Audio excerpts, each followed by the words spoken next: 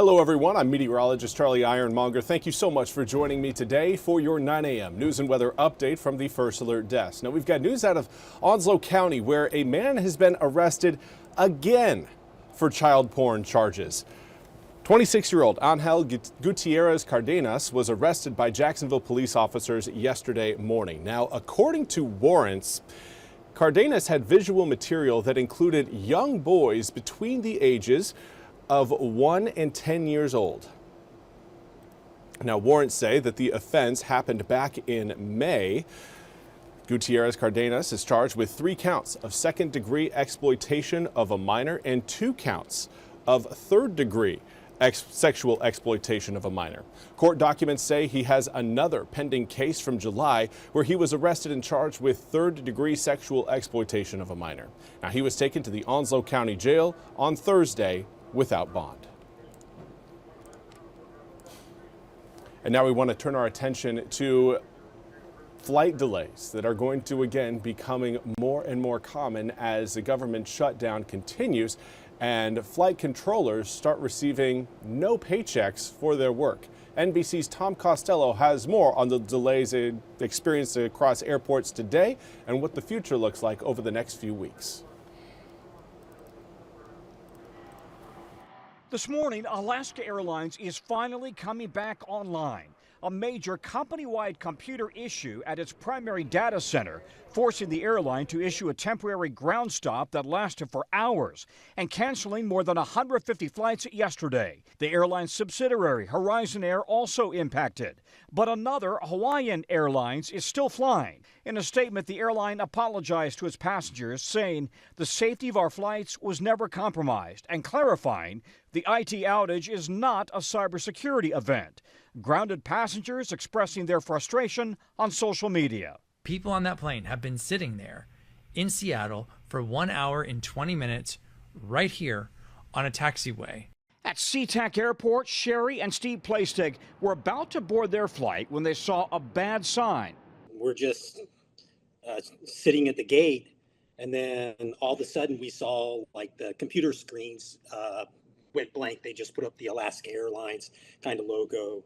Fellow passengers on their plane learned about the outage online. They noticed that there was a news story that there was some kind of system outage, but we on the plane had no idea that that was happening. It's the second time in the last 3 months that Alaska Airlines has been forced to stop its flights. We are stopping operations for this evening. The country's 5th largest airline also grounding flights in July, blaming another tech outage that caused chaos and serious delays.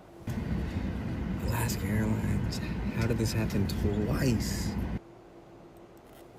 And again, that was Tom Costello reporting. We now turn to your weather forecast. Today is a day where we again are looking at sunny skies across eastern North Carolina. But right now we've got our eyes on the Caribbean as Tropical Storm Melissa is expected to become a hurricane over the next 48 hours. Right now has maximum sustained winds of 45 miles an hour around that central low, gusts up to 60 miles an hour, and current air pressure reading 1,001 millibars.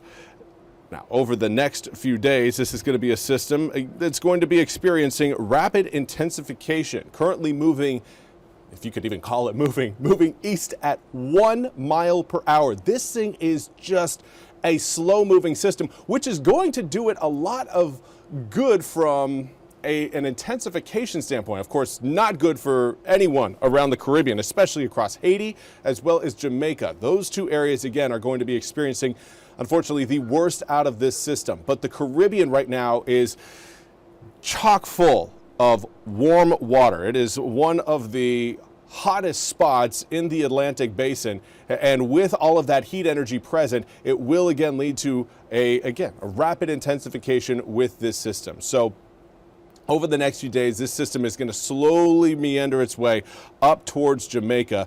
Here's a look at that track. It's going to be a slow mover, but by the time we get to really Sunday, could be a Category 2 hurricane. And then from Monday, Tuesday into Wednesday, it will increase up to a Category 3 and potentially a Category 4 hurricane as it then tracks over the I'd say the southeastern end of Cuba. We'll move over the Turks and Caicos, and then from there, it's just a straight trajectory out into the Atlantic. It's expected to stay off to the east of Bermuda, which is great news for us. If we're to experience anything out of Melissa, at this point, it looks like we could see perhaps some large swells reach our coastline, maybe a little beach erosion because of those large swells. But that's really it. It's wave energy that is going to be the issue for us, and even that, when compared to what they're going to be experiencing across Jamaica, is really small potatoes. 50 degrees right now in Grifton, lots of sunshine, and northerly breeze coming in at 5 miles an hour. The air is still very dry, though, so do want to advise people to, again, hold off on burning anything in the lawn, in your yard. We've got a drought that's spread across 80% of eastern North Carolina, with a hefty chunk of the east. Right now, I'd say around 40% of the east under a severe drought. So this is, again, not something you want to really play with or take a chance on. Coming up this evening, air temperatures are going to be falling a little bit faster, which will put us into the upper 30s by the time we reach tomorrow morning. Air temperatures today expected to get into the mid to upper 60s, and then we will hold at that level over the upcoming weekend. Tomorrow morning, again, upper 30s to low 40s as we wake up, but then in the afternoon, highs around 64, 65, 66 degrees. It's not going to be a warm, toasty weekend, but it will be a sunny and dry weekend. Certainly one where I think more people are going to be out in their sweats than what we've seen over the past several weekends. But we've got our eyes on that area of low pressure back towards the Midwest. That is a system that will eventually swing quite a bit of moisture across eastern North Carolina and across the southeastern United States. It's not just an us storm. This is going to be a system that puts rain down all across the southeast. It will impact us, though, at the earliest late Sunday evening to Sunday night. I think most of us are going to be seeing all of those raindrops really arrive more so on Monday morning, and then carrying over as we head into Tuesday. This will likely end up being a system that lingers for a few days, keeping us wet for the start of next week, which is fantastic. We need those drops. Again, I showed you the drought monitor earlier, and we're not going to be seeing anything to fix that drought problem until we get those raindrops falling. Again, right now it does look like we'll have rain and a very wet start to the week next week. But all eyes again on Friday, as Friday is Halloween next Friday. Looking pretty good right now.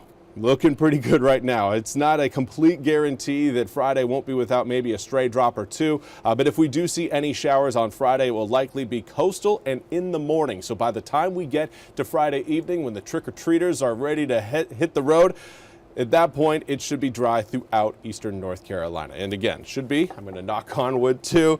That way we make sure it comes true.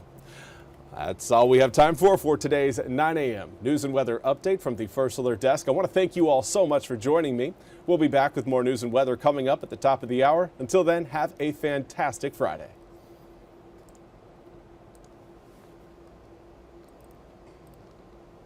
This hour of the WITN First Alert Desk is sponsored by ENC Pirate Realty.